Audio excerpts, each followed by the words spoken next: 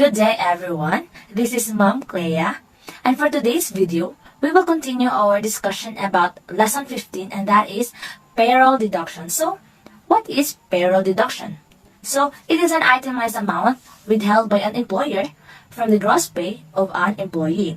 So, the wages, the income, the salaries that earned by a teacher or a doctor or an engineer is not exactly what they take home because of these payroll deductions. These deductions is to pay taxes, fund a pension, and insurances. So here is the different government agencies collecting mandatory deductions from employees, starting with a PhilHealth, Pag-ibig Fund or Home Development Mutual Fund. Next is BIR, Bureau of Internal Revenue. Next is SSS or the Social Security System, and lastly, the GSIS, which is Government Service Insurance System. So we will discuss it further one by one. So let's start with PhilHealth. So PhilHealth is a Philippine Health Insurance Corporation that was created in 1995 to implement a universal health coverage in the Philippines. So it is in a touch agency of the Department of Health. Health insurance coverage provide to ensure affordable and accessible health services. So, employed members need to pay a monthly contribution equivalent to 2.75% of their monthly basic pay or monthly basic salaries. So, here is the table for as basis of your PhilHealth contribution. So, it depends on your monthly salary. So, we can't, hindi tayo pwedeng basta-basta na lang magko-contribute without this basis of your monthly salary. So, don't worry because you don't need to memorize this table. So, let's proceed to Pag-ibig. So, Pag-ibig is a home development mutual fund, more popularly known as the Pag-ibig Fund. It is a Philippine government-owned and controlled corporation. Pag-ibig means pagtutulungan sa kinabukasan, ikaw, bangko, industriya, at gobyerno. So, this agency provide an affordable shelter or pabahay. And then, here is the table as the basis to get your Pag-ibig contribution. So, same as the PhilHealth, they also have a table for as basis. So, based on your monthly salary. If you have a 1,500 and below monthly salary, so you have a 2% contribution and 1% for your employer or your amo. And then if over 1,500, so you have a 2% and 2% also for your employer. So let's have the tax. So Bureau of Internal Revenue is the agency that collects our taxes or buwis. So it is a mandatory tax on the gross value of an employee's salary. Take note that the withholding tax is always based on her or his gross earnings. Okay? So gross earnings. So what is the function of BIR? It is a national taxes. Sila yung kumukuha ng mga tax para ipangsweldo sa mga government employee and government projects. So, ang mga buwis na nakokolekta nila is napupunta sa mga government projects, mga sweldo sa mga government employees like mga nasa munisipyo and all other employees under the government. And then, mga government projects like bridges, roads, schools. So, doon napupunta ang mga buwis. Here is the revised withholding tax table. So, same as the other agencies, they also have a basis. So, let's proceed to SSS and GSIS. GSIS and SSS is the same. They are the same insurance program mandated under the Philippine government. But the difference is SSS is for earners or workers in private sectors, while GSIS is for government government employees. It is administers a pension fund that provides government employees. So that they have the same functions, but the difference is SSS is for private sectors, while GSIS for government sectors. So here is the new SSS contribution schedule. So don't worry because you don't need to memorize this table. Okay, we are done discussing about the different agencies collecting a mandatory deductions from employees.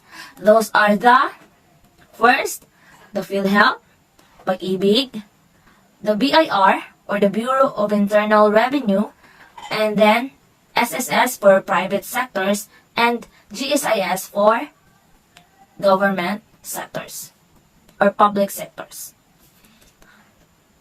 Okay, nandito na tayo sa exciting part of the lesson, and that is how to compute the net pay. So simply, we have the formula, net pay equals gross earnings minus the deductions. So when we say gross earnings, it is the total amount an individual earned before deductions are made, or total earnings or total pay. How to get gross earnings? We just simply adding all the income received by that particular person. And then, when we say net pay, it refers to the amount earned by any person from the gross earnings less the total deductions. So net income equals gross earnings minus the total amount of the deduction. So that is the formula. So let's have first our example. So let's have our example number 1. So Joy receives a basic pay of 8,500 a month and a 1% commission on her sales. She sold 65,000 for the month. Her deductions are 4% for SSS based on her basic monthly pay, 100 pesos for PhilHealth, Pag-ibig 2%, and 10% withholding tax based on gross earnings. Compute for the net pay. Let's list down all the values. Okay. For monthly pay, we have 8,500 based on the problem. And then commission, another source of income of Joy. So 1% or in decimal 0.01. And then she sold 65,000. And then for her deductions, SSS equals 4% or in decimal 0.04. Next is for PhilHealth. For PhilHealth, we have fixed 100 pesos. And then for Pag-ibig, we have 2% or in decimal 0.02. And then for withholding tax, we have 10% or for in decimal 0.10. So first, let's compute the gross earnings. So, kompleto na yung mga values natin. So for gross earnings, all we need to do is add all her income on that month. So here, so we will add all this income of Joy. So monthly pay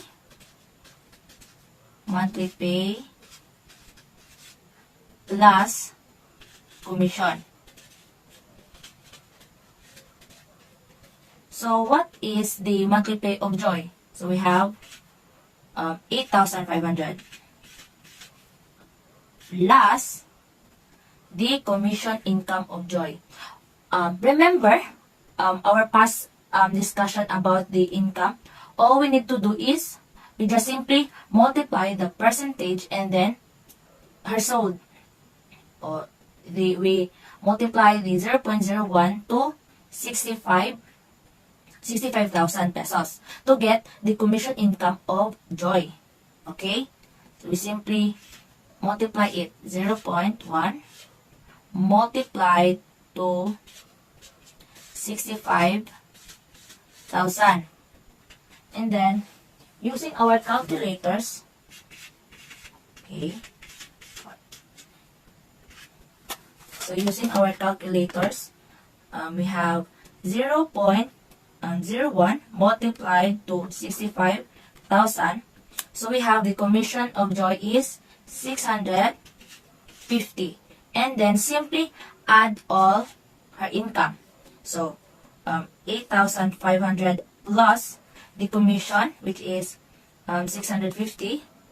So we have the gross earnings of Joy is 9,150. So this is the gross earnings. So we have the gross earnings na. So let's proceed to the deduction. So first, let's have the SSS. SSS is 0.04 or the 4% contribution rate multiplied by basic monthly pay. Remember that, okay class, remember that SSS is always based on her basic monthly pay. So naka-base always siya sa kanyang monthly salary or monthly pay. So that is why we will multiply 0.4 to what is her monthly pay? It's the here 8,000. Ito pala 8,500. Okay? So copy 8,500. And then multiply. Okay, let's multiply it. 0.04 multiplied to 8,500. Okay, so the SSS contribution of Joy is 340 pesos. Okay, so this is her SSS contribution. Okay, class, remember, always put in your mind that in getting the SSS, the numbers that you will going to multiply to the contribution rate is the monthly pay. Okay, remember. So let's proceed to the next deduction. Next deduction. For her next deduction, it's the PhilHealth. So PhilHealth is fixed. So all you need to do is copy 100. And then for the Pag-ibig, let's proceed to Pag-ibig. Pag-ibig. So our Pag-ibig is 2% or 0.02 multiplied to the gross earnings.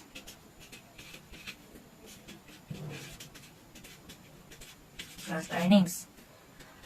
Tignan nyo ang pagkakaiba. Pagdating sa Pag-ibig, ang i-multiply ninyo sa kanyang contribution rate is the gross earnings. So what is our gross earnings? Our gross earnings is 9,150 pesos. So let's multiply it. So 0.02 multiplied to 9,150. So we have a contribution for Pag-ibig is 183. So yan. Okay, nakita niyo yung differences.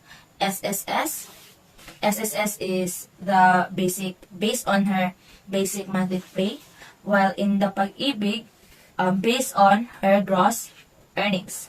So let's proceed to the last deduction, which is the withholding tax. So for withholding tax, we have a 10% contribution rate. So in this amount, 0.10. And then multiplied to gross earnings. Okay. Same as Pag-ibig, in withholding tax, her withholding tax contribution is also based on gross earnings. So, ang gross earnings yung gagamitin nyo pang-multiply ng kanyang contribution rate.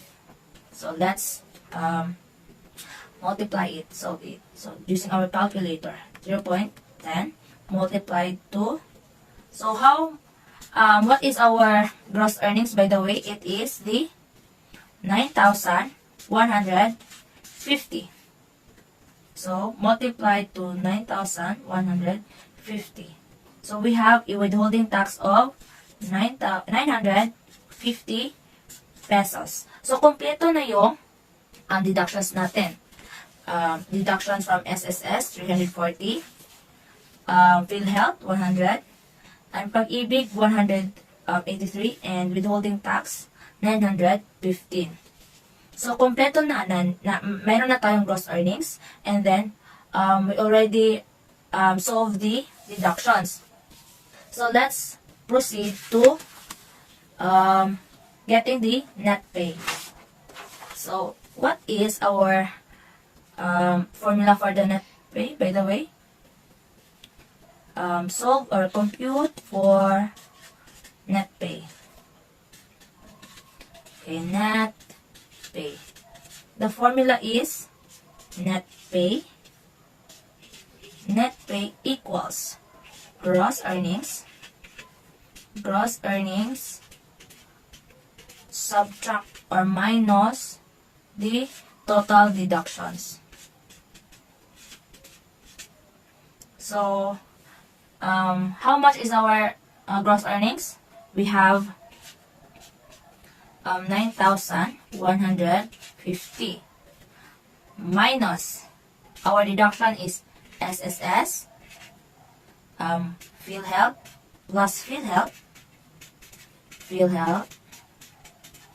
plus Pag-ibig and plus withholding. Okay, withholding tax is the last deduction. So, replace it. Diba? Kompleto na yung mga deductions natin. So, we have SSS is 340 plus the PhilHealth, 100. And then, plus the Pag-ibig, the 183. And then, plus 915. So, huwag kalimutan yung peso sign. Okay. And then, solve it. First, let's add all the deductions. 340 plus 100 plus 183 plus 915. So, we have a total deductions of 1,538. And then, subtract. Okay, subtract to 9,150 minus 1,538. So, we have a net pay of Joy, 7,612 pesos. So, the total net pay or the net pay of Joy is 7,612 or her take-home amount. Okay, let's have another example. I am sure you are familiar with this problem. Okay, Halsey earns a monthly pay of 20,000 pesos as an accountant in the Yama Corporation. She also receives a rental payment from her only one boarder as a landlady of a boarding house, which is 3% of his monthly salary.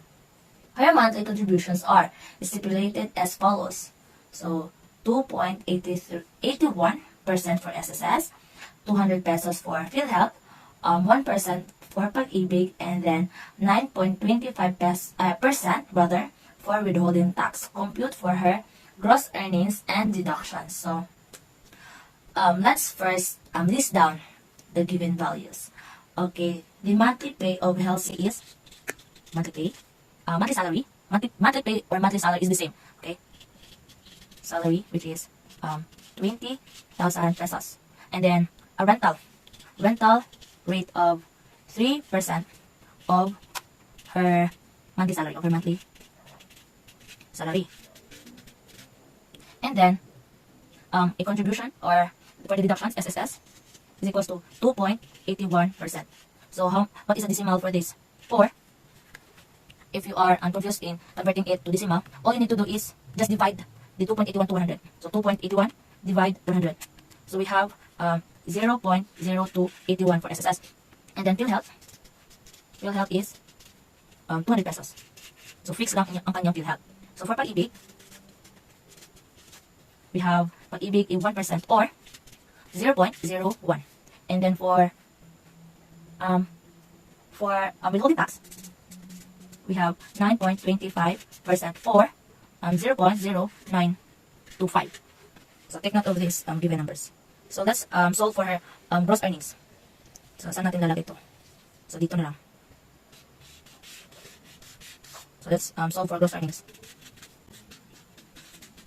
What is gross earnings? By the way, we have to get gross earnings. All we need to do is add all her income in that month. So monthly plus rental income. And then, okay, the monthly salary of Elsie is 20,000. And then plus, okay, based on the statement, it says here that 3% of his monthly salary. So, anong gagawin natin? So, gagawin natin is, we will multiply the 3% to her monthly salary. So, 0.03 multiplied yung monthly salary niya na 20,000. Diba? So, yan.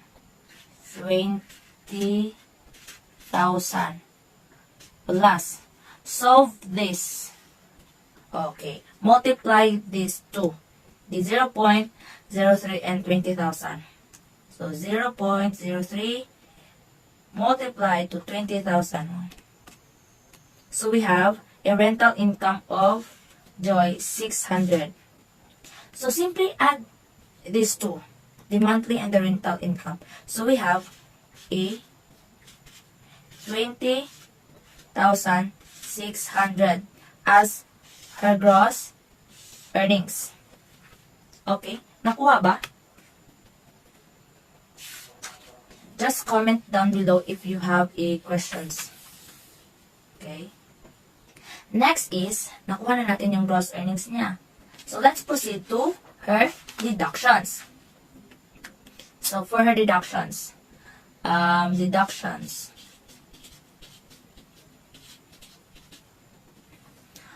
Her deduction is, first let's have SSS.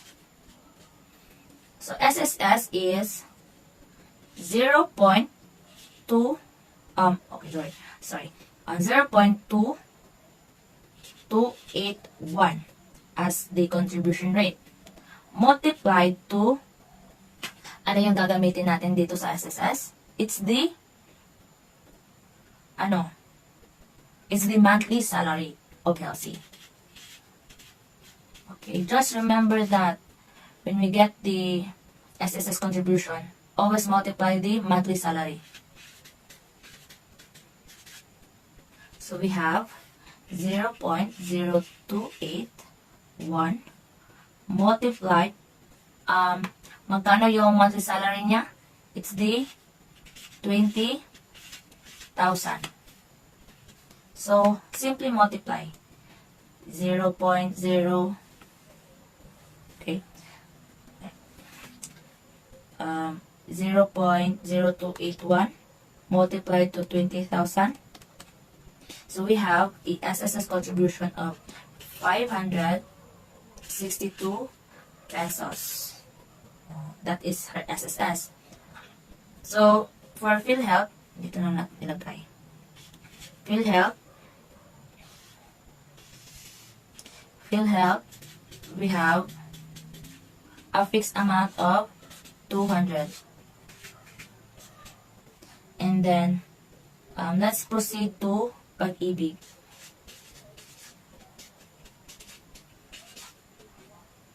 So, for Pag-ibig, we have contribution rate of 1% or 0.01. Ano yung gagamitin natin para makuha yung Pag-ibig na contribution? Multiply to gross earnings. Okay? Gross earnings. So, 0.01. What is our gross earnings, by the way? It's the 20,600. So, multiply natin. So, 0.01 multiplied to 20,600. So, we have a contribution for pag-ibig, 206 pesos.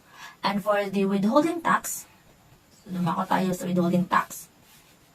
The withholding tax, dito na lang. Withholding tax, we have, magkano yung withholding tax rate natin? It's 0.0925 multiplied to what number? It's the gross earnings.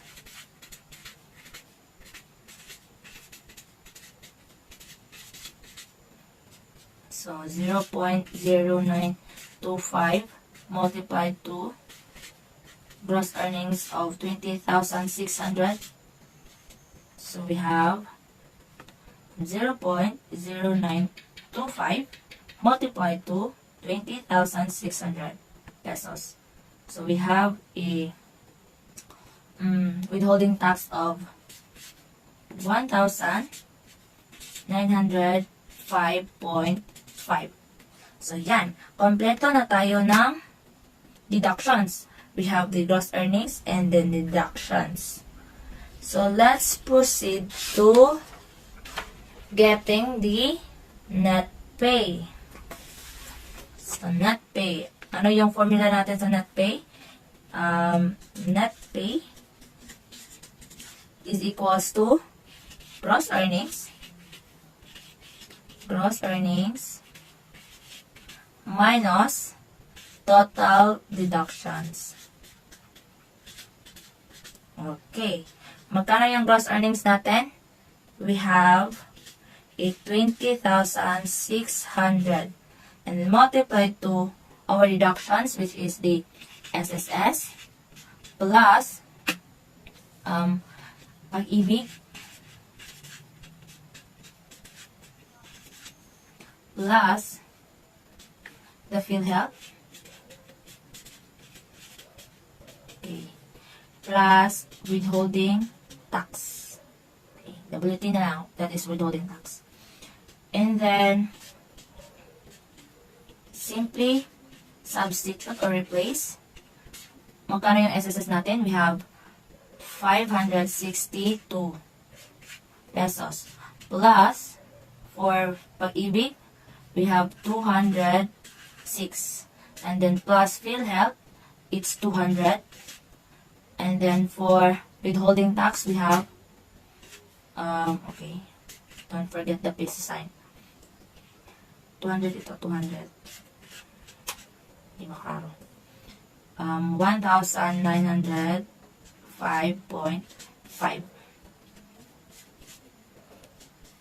So, 20,600. Let's solve. 562 plus 206 plus 200 for PhilHealth. 200 ito. Plus 1,905.5. So, we have the total deductions of 2,873.5 pesos. So, simply subtract. So, 20,600 minus 2,873.5. So, we have the net pay of Healthy, 17,726.5. Okay, ang dali lang, no? So, natapos na tayo sa dalawang example. And today, try it on your own. So, I have prepared here a try me. Belle is self-employed and she has a basic annual salary of 400,000 pesos. She generally pays a 10% withholding tax on her salary. She pays the regular 3.63 for SS, 250 for PhilHealth, and 2% for pag-ibig. And then compute for his gross earnings and deductions and net pay. Okay, apply your learnings. Okay, let's take a pause for this moment. Try.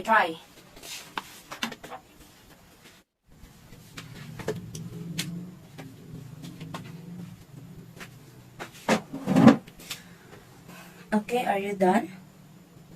So let's check your work. So let's check. Belle is self-employed and she has a basic annual salary of 400,000. So annual salary. Okay.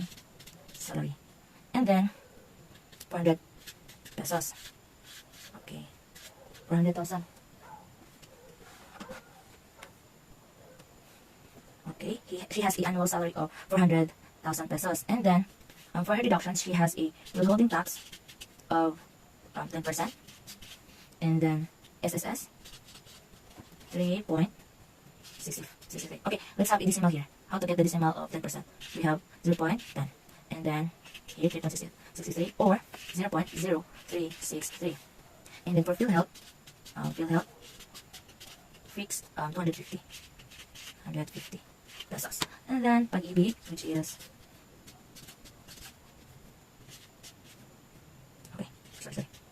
2% or 0.02. So, okay. So, what we are going to do here first is get the gross earnings. So, dito na lang. Let's compute for the gross earnings. Gross earnings. So, based on the problem, Belle is only have one source of income, which is she is self-employed. But in the statement or in the problem, the given is annual salary. So what we are going to do here is divide. Magkano yung i-divide natin sa 400,000 pesos to get the monthly? Diba? In our previous discussions, when we get the gross earnings, always get the monthly salary. Okay. Ito is annual. So, how to get monthly salary of Belle?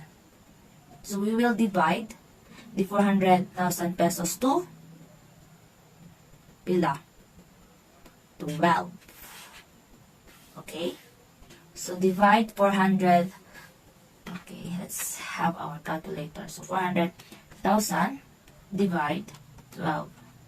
So, we have a monthly of Belle 33,333.333. So, let's have two numbers, two digits. So, that is the gross earnings of Belle. Next is, let's compute the deductions.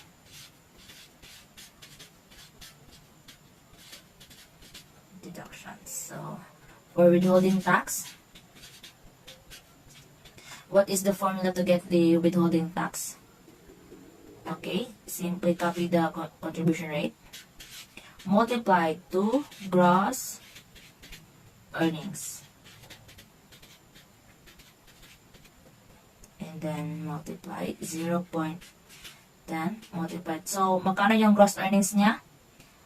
She has a 33,333.333. So, using our calculator, we will 0.10 multiply to 33. Okay, para hindi, 0.10 multiply to 33,333.33. So, she has a withholding tax of 3,333.333. And then, for SSS, so let's get the SSS. SSS. Kano yung rate niya sa SSS? It's 0.0363. Multiply to, ano yung gagamitin natin ipang-multiply? It's the monthly. Okay? Her gross earnings and the monthly is the same, diba? Kasi, and the only income of Belle is her monthly salary. So, we will use the monthly salary of Bell, which is 33,333.33. Okay. So 0.0363 multiplied to 33,333.33. Okay, so we have an SSS of joy. It's 1,209.999. And then PhilHealth, just copy PhilHealth, which is 250. And then for pag-ibig, let's have 2%. So 0.02. So ano yung gagamitin natin pang multiply dito? It's her gross earnings. Okay. Gross earnings yan. Okay. Di na malagay dyan. Okay. So 0.02 multiplied to her gross earnings is 33,333.33. So let's use our calculator here. 0.02 multiplied by 33,333.33. So we have a pag-ibig contribution of 666 and 67. Let's run off it here. So, okay, same ba tayo ng answers? Same ba tayo ng gross earnings? Same ba tayo ng withholding tax? How about SSS? How about pag-ibig? So, I believe same na tayo kasi I believe you already understood our topic. So, next is we have gross earnings na, diba? So, and also the deductions. So, let's let's compute the net pay. Okay. So, net pay. The last part. Okay. Gross earnings minus deductions. So, it's the last part. So, our gross earnings is 33,333.33 minus, okay, minus niya, minus yan. So, withholding tax plus SSS plus PhilHealth plus, okay, pag-ibig. Lagyan natin dito, pag-ibig. Okay. So, 33,333.33. Okay, tayo lahat, no? So, let's replace it. Magkano yung withholding tax natin? We have 3,333.33 plus SSS natin is 1,209.999 plus our PhilHealth is 250. Tapos plus 600 for pag-ibig, 66.67. So simply okay, let's have first add first the deductions. So 3,333.33 plus 1,202.999 plus 250 plus 666.67. So we have the total deductions of 5,459.999. Okay. Subtract. So 33,333.33 minus 4,459. So the net pay of Bell is 27,874.33. So, same ba tayo ng answer? Okay, class. If you have questions, just comment down below